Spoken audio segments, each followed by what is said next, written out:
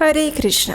कैलाशवासी भगवान शिव की कृपा आप सब पर अपरंपार बरसती रहे और आपकी उनकी प्रति भक्ति में प्रतिक्षण वृद्धि होती रहे। इसी प्रार्थना के साथ आज आप सबका स्वागत है। श्रावण मास समाप्त होने में बस 2 दिन रह गए हैं। ऐसे में हमें अपनी भक्ति, जप और तप को और अधिक मजबूत बनाना चाहिए। श्रावण मास के इस अंतिम दिनों में अधिक से अधिक साधना द्वारा भगवान शिव को प्रसन्न करने का प्रयास करना चाहिए। और इसी उपलक्ष्य में चलिए आज हम श्रवण करते हैं हमारी उसी श्रावण मास महात्म्य कथा का, जिसका आपने इस संपूर्ण मास में प्रतिदिन श्रवण किया है। तो चलिए आज के श्रावण मास महात्म्य कथा का आरंभ करते हैं। हे सनत, ईश्वर ने कहा, हे सनत कुमार, अब मैं पूर्व में कहे गए व्रत कर्मों के समय के विषय में बताऊंगा। हे महामुने, किस समय कौन सा कृत्य करना चाहिए उसे सुनिए। श्रावण मास में कौन सी तिथि किस विहित काल में ग्रहण के योग्य होती है और उस तिथि में पूजा, जागरण आदि से संबंधित मुख्य समय कौन सा है। उन व्रतों के वर्णन के समय कुछ व्रतों का समय तो पूर्व में बता दिया गया है।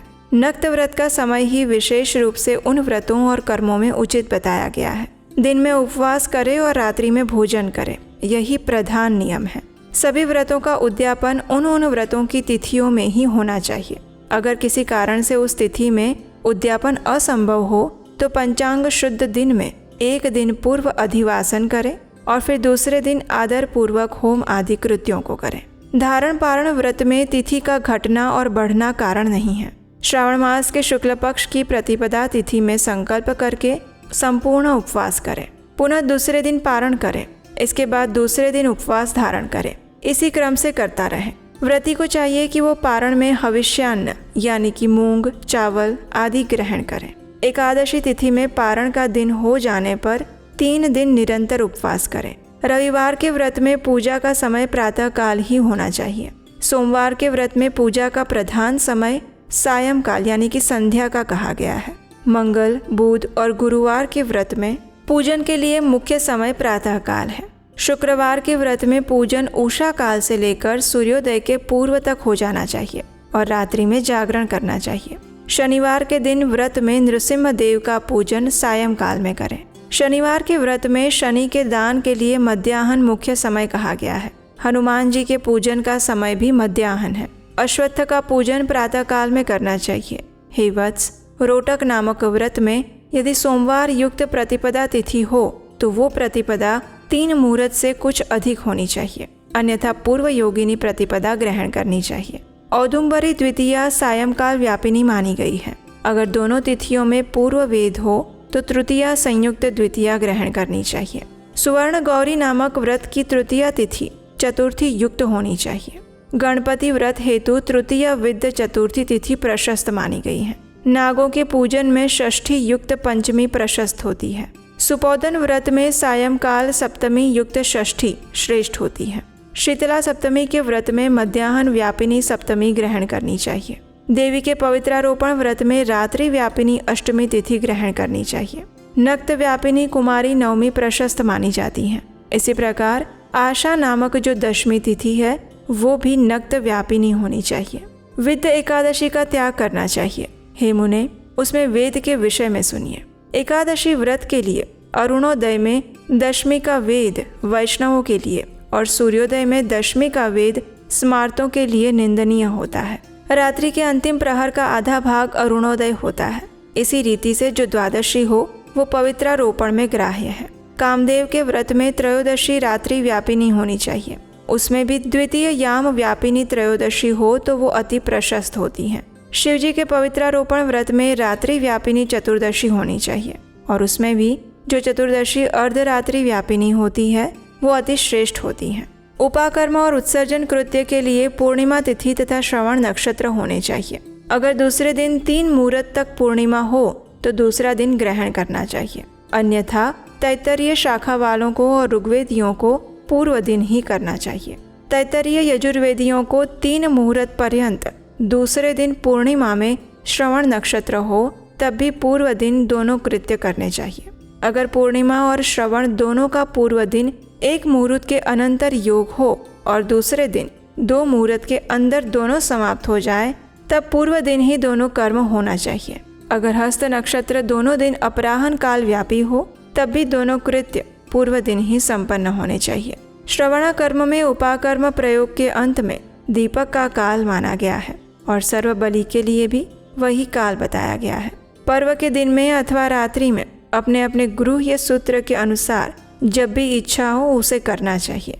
इस दीपदान और सर्व बलिदान कर्म में अस्तकाल व्यापिनी पूर्णिमा प्रशस्त है। हयग्रीव के उत्सव में मध्याह्न व्यापिनी पूर्णिमा प्रशस्त होती है। रक्षाबंधन कर्म में अपराह्न काल व्यापिनी पूर्णिमा होनी चाहिए और इसी प्रकार संकष्ट चतुर्थी चंद्रोदय व्यापिनी ग्राह्य होनी चाहिए। यदि चंद्रोदय व्यापिनी चतुर्थी दोनों दिनों में हो अथवा दोनों दिनों में ना हो तो भी चतुर्थी व्रत पूर्व दिन में करना चाहिए, क्योंकि तृतीया में चतुर्थी महान पुण्यफल देने वाली होती है। इसलिए हे वत्स, व्रतियों को चाहिए कि गणेश जी को प्रसन्न करने वाले इस व्रत को करें। गणेश चतुर्थी, गौरी चतुर्थी और बहुला चतुर्थी, इन चतुर्थियों के अतिरिक्त अन्य सभी चतुर्थियां अन्य देवताओं के पूजन के लिए पंचमी विद्या कही गई है। कृष्ण जन्माष्टमी तिथि निश्चित व्यापिनी ग्रहण की जानी चाहिए। निर्णय में सर्वत्र तिथि 6 प्रकार की मानी जाती है। पहली, दोनों दिन पूर्ण व्याप्ति। दूसरी, दोनों दिन केवल अव्याप्ति। तीसरी, अंश से दोनों दिन समव्याप्ति। चौथी, अंश से दोनों दिन विषम व्याप्ति। पांचवी, पूर्व दिन संपूर्ण व्याप्ति और दूसरे दिन आंशिक व्याप्ति। छठी, पूर्व दिन आंशिक व्याप्ति और दूसरे दिन अव्याप्ति। इन पक्षों में से 3 पक्षों में जिस प्रकार संदेह नहीं है, अब उसे सुनिए। विषम व्याप्ति में अंश व्याप्ति से अधिक व्याप्ति उत्तम होती है। एक दिन तिथि पूर्णा है, वही तिथि दूसरे दिन अपूर्णा कही जाती है। अव्याप्ति और अंश से व्याप्ति, इनमें अंश व्याप्ति उत्तम होती है। और जब अंश व्याप्ति पूर्ण हो जाए और जब अंश से सम हो, वहाँ संदेह होता है और उसके निर्णय में भेद होता है। कहीं युग्म वाक्य से वार और नक्षत्र के योग से, कहीं प्रधान द्वय योग से और कहीं पारणा योग से। जन्माष्टमी व्रत में संदेह होने पर तीनों पक्षों में पराग्राह्य होती है। अगर अष्टमी 3 प्रहर के भीतर ही समाप्त हुई है तो अष्टमी के अंत में पारण हो जाना चाहिए और उसके बाद अगर अष्टमी उषा काल में समाप्त होती हो तो पारण उसी समय करना चाहिए। पिठोर नामक व्रत में मध्याह्न व्यापिनी अमावस्या शुभ होती है और वृषभों के पूजन में सायंकाल व्यापिनी अमावस्या शुभ होती है। कुशों के संचय में संगव काल यानी कि दिन के 5 भागों में से दूसरा भाग व्यापिनी अमावस्या शुभ कही गई है। सूर्य के कर्क संक्रमण से 30 घड़ी पूर्व का काल पुण्यमय होता है और सिंह संक्रमण में बाद की 16 घड़ियां पुण्यमय हैं। साथ ही कुछ मुनि पूर्व की 16 घड़ियों को भी पुण्यमय मानते हैं। अगस्त्य के अर्घ्य का काल तो व्रत वर्णन में कह दिया गया है। हे वत्स, मैंने आपसे इन कर्मों के काल का निर्णय कह दिया। जो मनुष्य इस अध्याय का श्रवण करता है अथवा इसका पाठ करता है, वो श्रावण मास में किए गए सभी व्रतों का फल प्राप्त कर लेता है। और इस प्रकार श्री स्कंद पुराण के अंतर्गत ईश्वर सनत कुमार संवाद में श्रावण मास महात्म्य में व्रत निर्णय काल निर्णय कथन नामक 29वां अध्याय पूर्ण हुआ और इसके साथ ही हमारी आज की श्रावण मास कथा भी समाप्त हुई। हमें आशा है कि संपूर्ण मास में आपने भगवान शिव की इन सभी कथाओं का प्रतिदिन श्रद्धापूर्वक श्रवण किया होगा और हमें विश्वास है कि इससे आपको भगवान शिव की विशेष कृपा प्राप्त हुई होगी। अगर आपको हमारे द्वारा किया गया ये प्रयास सराहनीय लगता है तो आप आने वाली कथाओं को बनाने के लिए और सनातन धर्म के इस प्रमाणभूत ज्ञान यज्ञ को निरंतर आगे बढ़ाते रहने के लिए स्क्रीन पर दिए गए नंबर पर अपना आर्थिक योगदान भेज सकते हैं। आपके योगदान से हम इन कथाओं को और वैदिक प्रमाणभूत ज्ञान को यथारूप में अधिक से अधिक लोगों तक पहुंचाने का प्रयास कर पाएंगे और इसका पुण्य फल आपको भी प्राप्त होगा। इसी प्रार्थना के साथ आज की इस कथा को यहीं पर विराम देते हैं और हम आपसे मिलेंगे कल प्रातःकाल इसी श्रावण मास महात्म्य कथा की अंतिम कड़ी के साथ आपके अपने चैनल उपदेशाष्टकम पर। हरे कृष्णा।